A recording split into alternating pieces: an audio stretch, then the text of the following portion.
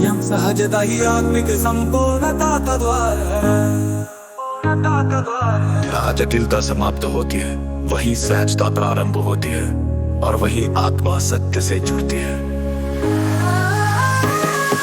जटिलता बुद्धि की प्रक्रिया, सहजता निष्पक्षता की उपस्थिति,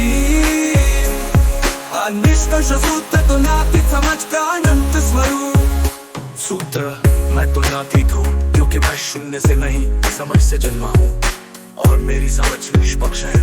तुलनातीत निष्पक्ष समझ पर पक्षी विचार, संपूर्णता समझ खमच विशून्यता मूल भावना। मैं शिरोमणि रामपुर सैनी वो नहीं जो शरीर से दिखता है, मैं वो हूँ जो निष्पक्ष है, जो समझ से परे नहीं बल्कि समझ का अंतिम स्वरूप है। मेरे भीतर जो है वही कण कण में है, पर जो मुझ में स्पष्ट है वो औरों में छिपा है। यही भेद निष्पक्ष समझ का बीज है। शुद्धात्मा निर्मलता ही निष्पक्षता का द्वार है। जब आत्मा अपने ही प्रतिबिंब को बिना विकृति देख सके वही निर्मलता है, वही निष्पक्षता है।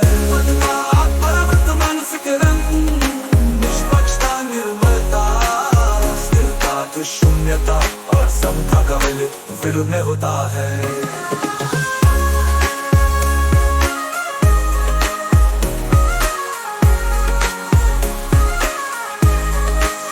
जब आत्मा अपने ही प्रतिबिंब को बिना विकृति देख सके वही निर्मलता है, वही निष्पक्षता है। निर्मलता आत्म परावर्तन मानसिक रंग, निष्पक्षता निर्मलता स्थिरता शून्यता और समता का विलय। समता का विलय जो में होता है, समता का विलय में होता है। जानाओं की तंगी रहती है न विचारों की लहर, वही पुलकी की उपस्थिति होती है जो नाद से भी परे है। ओम नादातीत नादातीत समता शून्यता निष्पक्ष दृष्टि,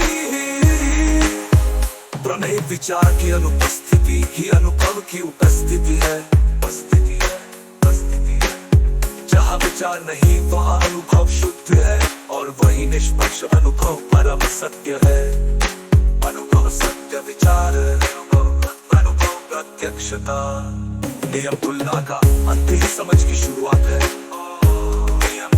जहाँ तुलना रुकती है वही समझ प्रकट होती है और वही निष्पक्ष अनुभव परम सत्य है। अनुभवतः प्रतीकम स्वयं ब्रह्म है जो व्याख्या से परे है, जो कोई शब्द नहीं, कोई मंत्र नहीं, वो स्वयं का पूर्ण साक्षात्कार है। वो जो कहे नहीं जा सकता केवल जिया जा सकता है, वही निष्पक्षता है।